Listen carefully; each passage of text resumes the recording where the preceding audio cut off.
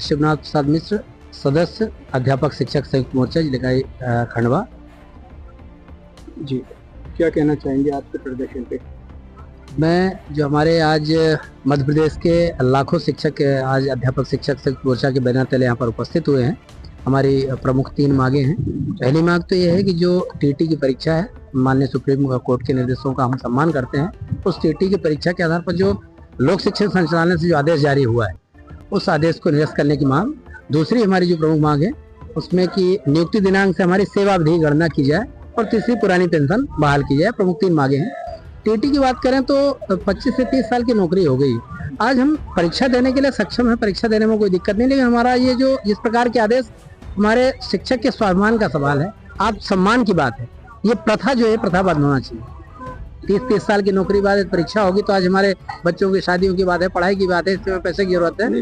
इसके साथ आपको लगता है कि परीक्षा कराने का एक आशय कुछ छटनी करना भी हो सकता है? इसके बारे में तो हम ये नहीं बता सकते क्योंकि शासन स्तर की बातें हैं, जो भी उनकी राय हो। हमारा सिर्फ इतना है कि जो इस प्रकार से अव्यवहारिक आदेश है टीटी का, इसको निरस्त किया जाए। इससे हमारे सभी शिक्षक संवर्ग जो है आहत है इस प्रकार के आदेश से।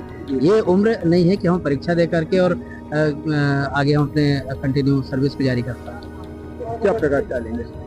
मेरा प्रकाश ये सर कि अध्यापक शिक्षक संवर्ग के जो शिक्षक साथी हमारे वो 1998 से लेके आज करीब 2025-26 तक जो है सेवाएं देते आए हैं। हमारे जो बच्चे हैं जो पढ़ाए हुए, वो बच्चे बड़ी बड़ी पोस्ट पे आईएएस और आईपीएस कंपटीशन एग्जाम में पास कर बड़ी बड़ी पोस्ट पे वो सेवारत है। और यदि इस समय पे हम लोगों से यदि शासन परीक्षा की उम्मीद करता है कि हमारे में ना तो वो एनर्जी है उस समय की कि हम हर कंपटीशन को पास कर ले, तो हमारा ये शासन से निवेदन है कि जो टीईटी की परीक्षा है वो हम पे इस प्रकार से ना लागू की जाए।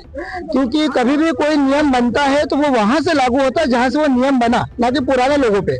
हमारे समय पे जो नियम शर्तें थे, उन नियम शर्तों के अधीन हम लोग सेवारत हुए और सेवा में आए हैं। यदि उस समय पे सेवा में कोई कमी थी तो वो शासन के नियमों की कमी थी, शासन पे कार्रवाई होना चाहिए।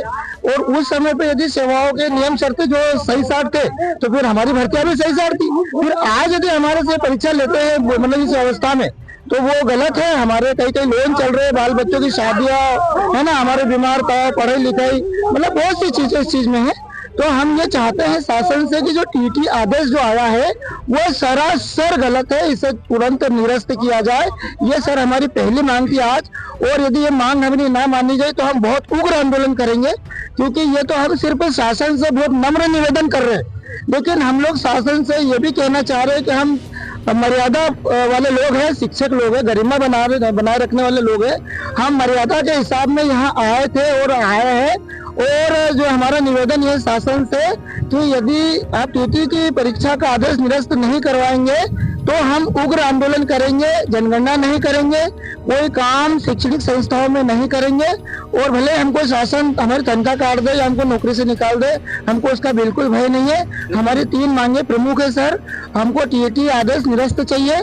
दूसरा, हमको जो है हमारी प्रथम नियुक्ति दिनांक से वरिष्ठता की जो गणना करना चाहिए वो चाहिए। और तीसरी मांग हमारी सर पुरानी पेंशन को लागू की जाए। अपना परिचय? मैं सुखदेव कनाडे, सदस्य अध्यापक शिक्षक संयुक्त मोर्चा मध्य प्रदेश, जिला इकाई खंडवा मध्य प्रदेश। मैं श्रीमती सुनीता चौरे, प्राथमिक शिक्षक खंडवा। क्या कहना? महिला टीचर सर हम लोग महिला टीचर यहाँ सब उपस्थित हुए हैं और हम लोग भी चाहते सर कि टीईटी की एग्जाम न हो। हम लोगों ने हाउस लोन वगैरह ये लेके रखे हैं और सर पूरा परिवार का सबका हमारे ऊपर परिवार की जिम्मेदारी है। तो सर अगर ये टीईटी एग्जाम होते हैं तो परेशानियां और दिक्कत पैदा होगी सर। आज काफी मात्रा में यहाँ पर शांतिपूर्ण भी पूरा?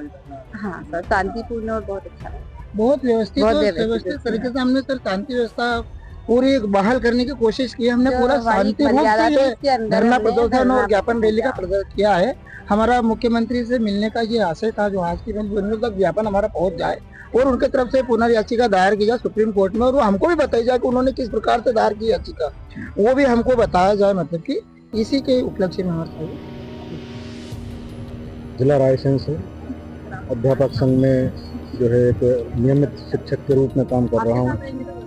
और मैं टीईटी के संबंध में यही कहना चाहता हूँ कि सर, जैसे आज एक पुलिस विभाग से अगर 20 साल के बाद अगर हम किसी सिपाही से कहें कि वो 5 किलोमीटर दौड़े, तो उम्मीद है कहीं ना कहीं फिटनेस में वो पीछे रह जाएगा, जिस फिटनेस की वजह से उसने उस नौकरी को हासिल किया है। तो बिल्कुल इसी तरह से शिक्षकों के साथ भी है, एक समय होता है, एक बुद्धि जो काम करती है परीक्षा देने की, वो परीक्षा देने के लिए ही काम करती है उस समय, जिसको हम देकर आए, शासन के नियमों के तहत ही हम लोगों की भर्ती हुई है।